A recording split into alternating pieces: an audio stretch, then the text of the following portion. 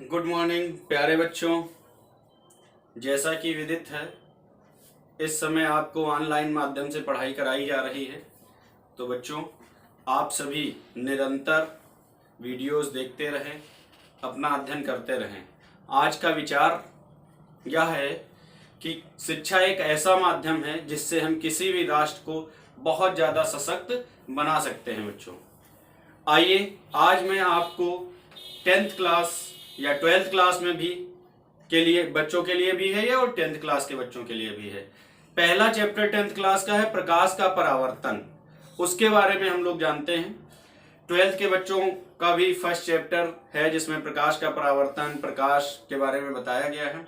तो थोड़ा सा उनके लिए भी इम्पोर्टेंट है। बाकी 10th वालों के लिए बहुत ही इम्पोर्टेंट टॉपिक है प्रकाश। और वैसे भी हमारे जीवन में प्रकाश की ही आवश्यकता है, क्योंकि हमारा जीवन भी अंधकार से भरा हुआ है और उसमें जितना हम लोग पढ़ते जाएंगे, ज्ञान भरते जाएंगे, उतना ही ज्यादा हमारे अंदर उजाला होता जाएगा, प्रकाश होता जाएगा। तो आइए बच्चों, हम लोग टॉपिक की ओर चलते हैं। प्रकाश का परावर्तन पहला चैप्टर है और इसमें हम लोग पहली परिभाषा पढ़ेंगे प्रकाश। क्या पढ़ेंगे? प्रकाश। प्रकाश बोले तो लाइट। अब लाइट की बात हम करें तो बच्चों, प्रकाश क्या है? प्रकाश एक प्रकार की ऊर्जा है जो विद्युत चुंबकीय तरंगों के रूप में चलता है। प्रकाश एक प्रकार की ऊर्जा है जो विद्युत चुंबकीय तरंगों के रूप में चलता है। प्रकाश को हम स्वयं तो नहीं देख सकते, लेकिन प्रकाश अन्य वस्तुओं को देखने में सहायक होता है। बिना प्रकाश के हम कुछ भी नहीं देख सकते हैं। तो इस प्रकार से प्रकाश की परिभाषा हम ये कह सकते हैं, प्रकाश वह विकिरण है जो हमारी आंखों को संवेदित करता है। क्या कहलाता है? प्रकाश कहलाता है। प्रकाश वह विकिरण है जो हमारी आंखों को संवेदित करता है, प्रकाश कहलाता है। या फिर प्रकाश वह स्रोत है, वह ऊर्जा का स्रोत है जिसकी सहायता से हम वस्तुओं को देख सकते हैं। ये भी प्रकाश की परिभाषा कह सकते हैं। अच्छा, प्रकाश के कई सारे स्रोत हैं। जैसे अगर प्राकृतिक स्रोत की बात करें तो सूर्य है, चंद्रमा है, तारे हैं।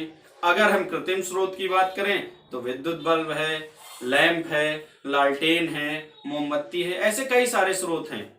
तो बच्चों, प्रकाश समझ में आया, प्रकाश के स्रोत समझ में आए। इसके बाद निर्वात में अगर आपसे कोई पूछता है प्रकाश की चाल कितनी होती है, तो निर्वात में प्रकाश की चाल, नोट कर लीजिए आप, निर्वात में प्रकाश की चाल 3 × 10⁸ मीटर पर सेकेंड होती है। 3 × 10⁸ मीटर पर सेकेंड। परिभाषा लिखना चाहें तो प्रकाश वह विकिरण है जो हमारी आंखों को संवेदित करता है,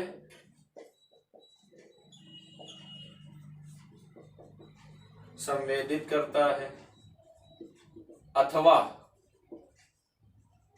प्रकाश एक ऊर्जा है जो हमें वस्तुओं को देखने में सहायता प्रदान करता है। वस्तुओं को देखने में सहायता प्रदान करता है।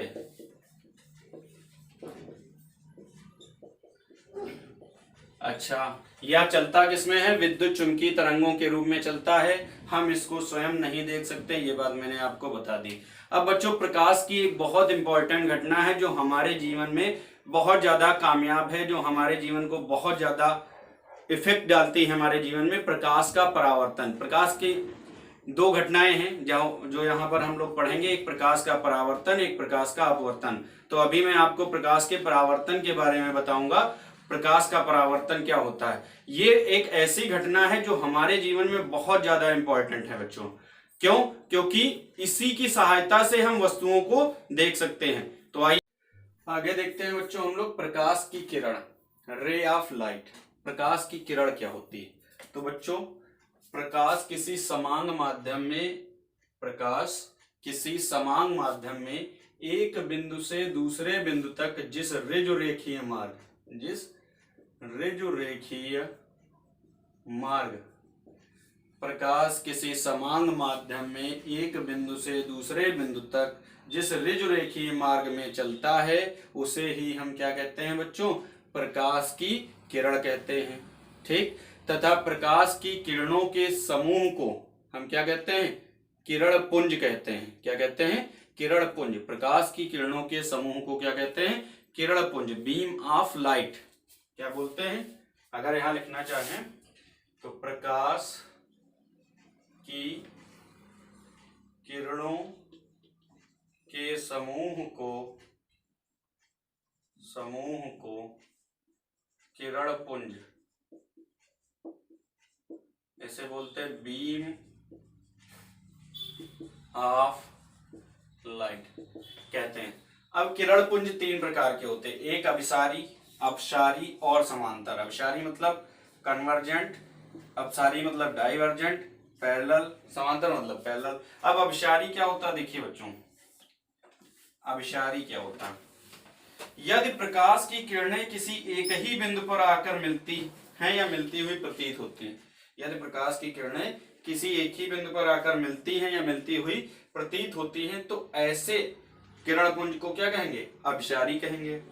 फिर अपसारी की अगर हम बात करें तो यदि प्रकाश की किरणें किसी एक ही बिंदु से निकलती हुई प्रतीत हो रही हो, क्या हो? निकलती हुई प्रतीत हो रही हो, तो इसे हम क्या कहेंगे? अपसारी किरण पुंज कहेंगे। अगला आपका है समांतर, तो यदि प्रकाश की किरणें क्या हो? समांतर हो तो ऐसे किरण पुंज को हम क्या कहेंगे बच्चों? समांतर किरण पुंज। क्लियर?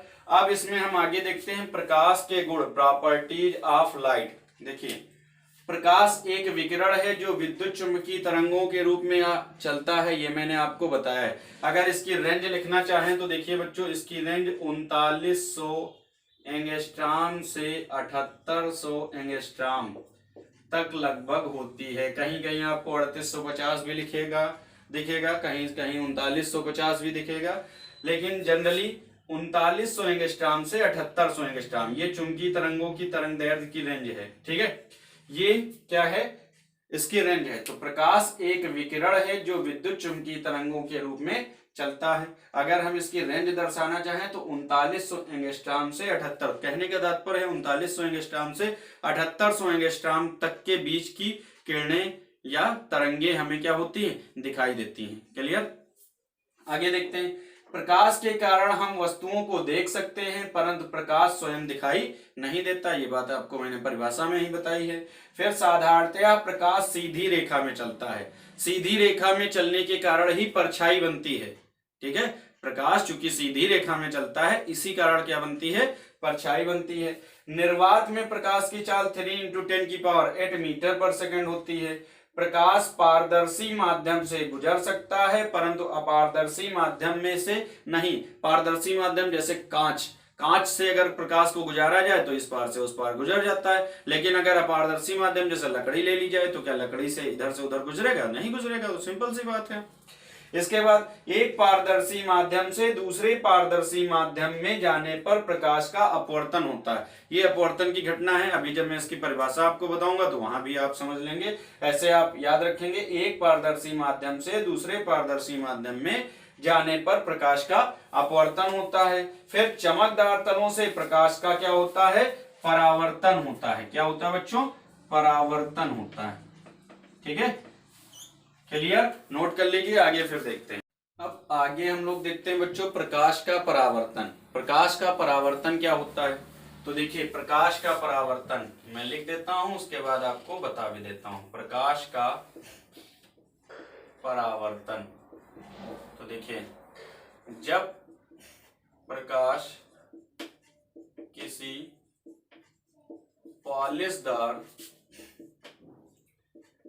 पॉलिशदार अथवा चिकने तल से टकराता है तो उसका अधिकांश अधिकांश भाग उसी माध्यम में वापस लौट आता है।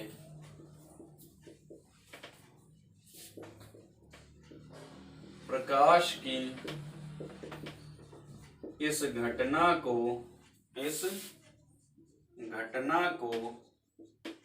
प्रकाश का परावर्तन कहते हैं।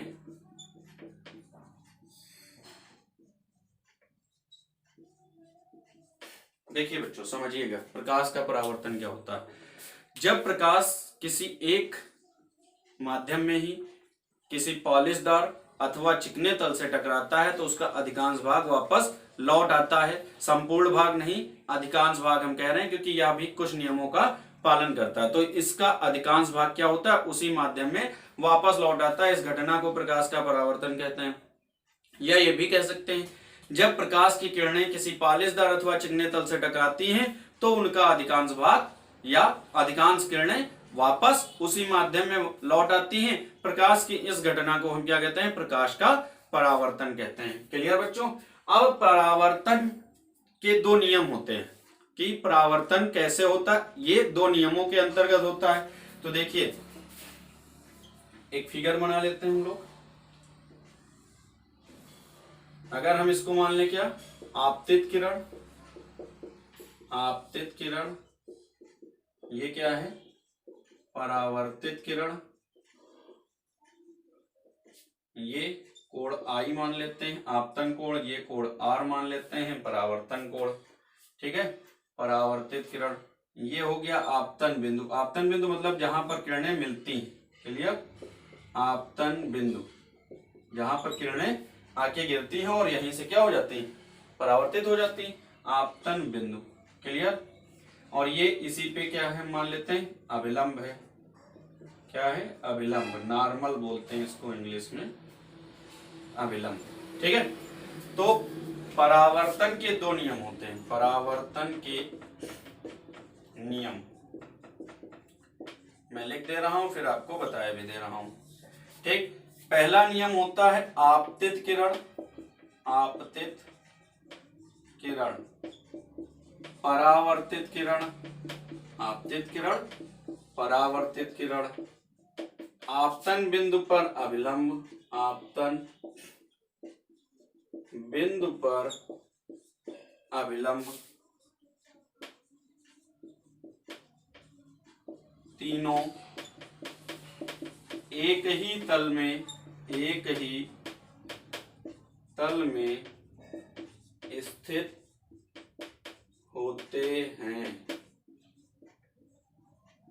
सेकंड, आपतन कोण सदैव परावर्तन कोण के बराबर। यहाँ कोण आई का मतलब आपतन कोण और कोण आर का मतलब परावर्तन कोण। देखिए आपतित किरण, ये आपतित किरण हो गई, ये परावर्तित किरण हो गई। आपतन बिंदु जहां पर किरण टकराती है और जहां से ही परावर्तित होती है वो आपतन बिंदु। अब इस पर अगर अभिलंब खींचा जाए तो ये तीनों एक ही तल में स्थित होते हैं। ये है परावर्तन का प्रथम नियम। दूसरा नियम है आपतन कोण सदैव किसके बराबर होता है, परावर्तन कोण के बराबर होता है। तो ये बच्चों हैं परावर्तन और परावर्तन के नियम। अब आगे देखते हैं हम लोग बच्चों प्रतिबिंब, इमेज। ठीक है। तो जैसे हम कहीं किसी दर्पण के सामने खड़े होते हैं तो क्या होता है, हमारी आंखों से जाने वाली प्रकाश की किरणें दर्पण से पुनः टकरा कर वापस लौट आती हैं। इसीलिए ही तो हमें क्या होती, छवि दिखाई देती है। ठीक है, इसे ही हम प्रतिबिंब कह सकते हैं। ठीक है। या फिर प्रतिबिंब की अगर हमें परिभाषा लिखनी हो तो अगर हम नॉर्मल में हमने आपको बता दिया कि प्रतिबिंब किसे कहते हैं।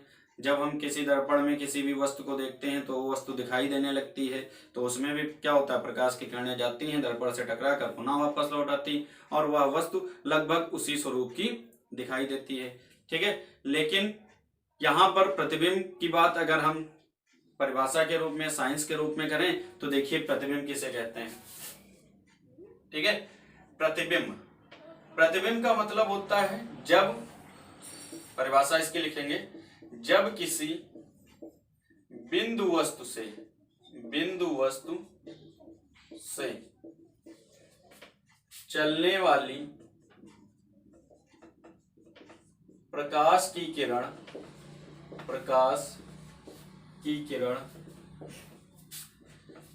जब हटा देंगे, किसी बिंदु वस्तु से चलने वाली प्रकाश की किरण परावर्तन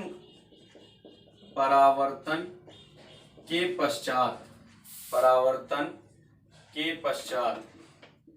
जिस बिंदु पर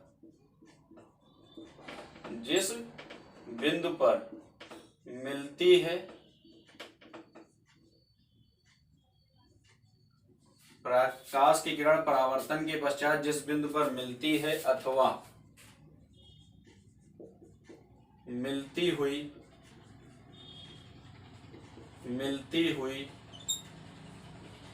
प्रतीत होती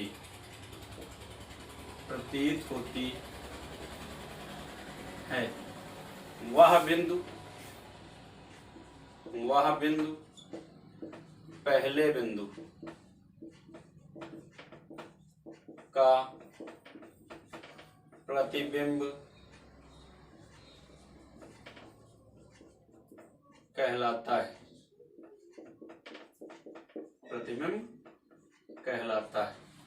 कहने का तात्पर्य है, किसी बिंदु वस्तु से चलने वाली प्रकाश की किरण परावर्तन के पश्चात जिस बिंदु पर मिलती है अथवा मिलती हुई प्रतीत होती है, वह बिंदु पहले बिंदु का क्या कहलाता है? प्रतिबिंब कहलाता है। अभी हम कई सारी इसकी प्रकार पढ़ेंगे कि वस्तु कहाँ पर रखी जाएगी तो प्रतिबिंब कहाँ बनेगा, वस्तुओं की स्थिति बदल बदल के प्रतिबिंब कहाँ पर बनता है, ऐसी कई सारी कंडीशन हम लोग देखेंगे, तब आपको और ज्यादा स्पष्ट समझ में आएगा। जनरली इसकी हम परिभाषा लिख सकते हैं, किसी बिंदु वस्तु से चलने वाली प्रकाश की किरण परावर्तन के पश्चात जिस बिंदु पर मिलती है अथवा मिलती हुई प्रतीत होती। जैसे हमने सपोज दैट एक दर्पण ले लिया, ठीक है, यहाँ पर कोई बिंदु वस्तु रखी, ठीक है, अब इससे चलने वाली प्रकाश की किरण क्या हुई? परावर्तन के पश्चात ये हुई, ये तो परावर्तन के पश्चात जिस बिंदु पर मिलती है या मिलती हुई प्रतीत होती, वह बिंदु पहले बिंदु का क्या कहलाता है? प्रतिबिंब कहलाता है। क्लियर? बात समझ में अब आई? अच्छा, मिलती हुई अथवा मिलती हुई प्रतीत होती क्यों कहा गया? क्योंकि ये वास्तव में भी मिल सकती है और प्रतीत भी हो सकती है, ठीक है। तो इस आधार पर प्रतिबिंब दो प्रकार के होते हैं। प्रतिबिंब कितने प्रकार के होते हैं? दो प्रकार के। पहला हो गया आपका वास्तविक प्रतिबिंब,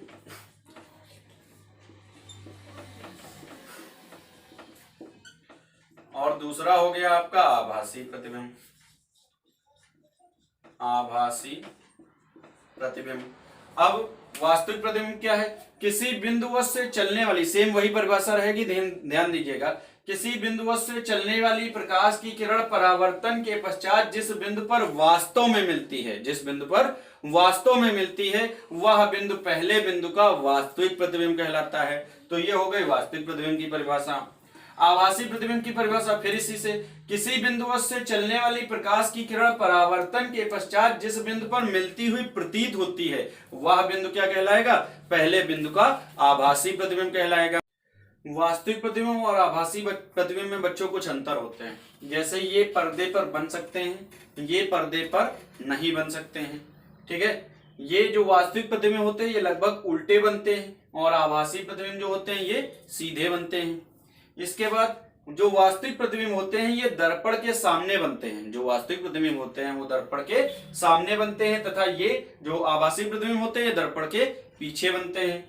फिर यह केवल अवतल दर्पण पर ही प्राप्त किए जा सकते हैं, जबकि ये उत्तल एवं समतल दर्पण में सदैव प्राप्त होते हैं। इसके अलावा अवतल दर्पण में भी ये प्राप्त होते हैं। तो देखिए, ये अवतल दर्पण में वस्तु के फोकस से बाहर होने पर प्राप्त होते हैं, तथा ये वस्तु के फोकस के अंदर होने पर अवतल दर्पण में भी प्राप्त होते हैं। यानी ये तीनों में प्राप्त होते हैं, ये सिर्फ अवतल दर्पण में प्राप्त होते हैं। क्लियर? अब आगे हम लोग देखते हैं गोलीय दर्पण। अब बात करते हैं बच्चों गोलीय दर्पण की। तो गोलीय दर्पण क्या होता है? गोलीय दर्पण किसी कांच के खोखले गोले का एक कटा हुआ भाग होता है। गोलीय दर्पण किसी कांच के खोखले गोले का एक कटा हुआ भाग होता है। इस कांच के खोखले गोले के कटे हुए भाग पर क्या करते हैं हम? चांदी अथवा चांदी अथवा पारे की कलाई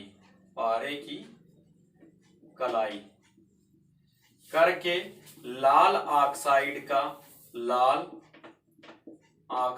का लेप कर देते हैं, जिससे क्या बन जाता है, देखिए समझिएगा जरा सा। एक ये हो गया, एक ये हो गया, ठीक। अब यहां पर अगर हम लेप इस पृष्ठ पर कर रहे हैं, कहां पे कर रहे हैं, इस पृष्ठ पे, तो परावर्तन प्रकाश का इस पृष्ठ से होगा। अगर हम लेप यहां पे कर रहे हैं ऐसे, तो परावर्तन प्रकाश का इस पृष्ठ से होगा, ठीक। बात समझ में आई। परावर्तक पृष्ठ क्या हो जाएगा, ये हो जाएगा, और इसका परावर्तक पृष्ठ क्या हो जाएगा, ये हो जाएगा। कहने का तात्पर्य है किसी खोखले, लिख देते हैं, गोलीय दर्पण किसी कांच के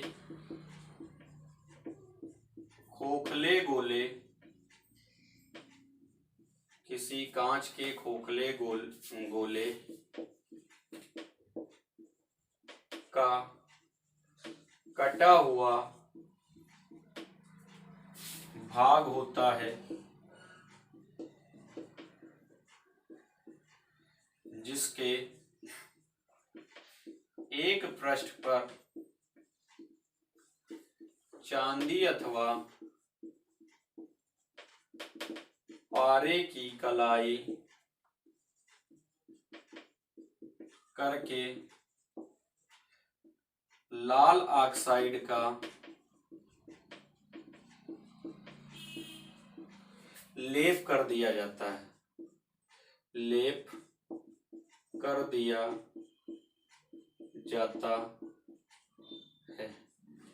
ठीक है। अब गोली दर्पण होते कितने प्रकार के, दो प्रकार के। एक होता आपका अवतल दर्पण, और दूसरा होता आपका इसी में उत्तल दर्पण, ठीक है। अब अवतल दर्पण और उत्तल दर्पण में क्या मतलब है। अवतल दर्पण वह है जिसमें परावर्तन सदैव दबे हुए तल से होता है। अवतल दर्पण वह है जिसमें परावर्तन सदैव दबे हुए तल से होता है, क्या कहलाता है, अवतल दर्पण। और उत्तल दर्पण वह होता है वह दर्पण जिसमें परावर्तन सदैव उभरे हुए, देखिए यहां मैंने दो फिगर बनाए हैं, ये आपका अवतल हो गया, देखिए इसमें परावर्तन मैंने बताया कि दबे हुए तल से, तो देखिए ये तल दबा हुआ है, तो ये हो गया आपका अवतल दर्पण, यहाँ पे दो फिगर मैंने बनाए। और ये आपका क्या हो गया, उत्तल दर्पण, ठीक। अवतल दर्पण क्या होता है, जिसमें परावर्तन दबे हुए तल से होता है, क्या कहलाता है, अवतल दर्पण। और उत्तल दर्पण क्या होता है, जिसमें परावर्तन सदैव उभरे हुए तल से होता है, वो क्या कहलाता है, और उत्तल दर्पण। बात समझ में आई। परावर्तन दबे तल से अवतल दर्पण, परावर्तन उभरे तल से उत्तल दर्पण, सिंपल सी बात है, ठीक है। बनते कैसे हैं मैंने आपको बता दिया कि गोली दर्पण किसी कांच के खोखले गोले का कटा हुआ भाग होता है, जिसके एक पृष्ठ पर चांदी अथवा पारे की कलाई करके लाल ऑक्साइड का लेप कर दिया जाता है। आज के लिए इतना ही बच्चों, आगे मैं आपको फिर बताऊंगा।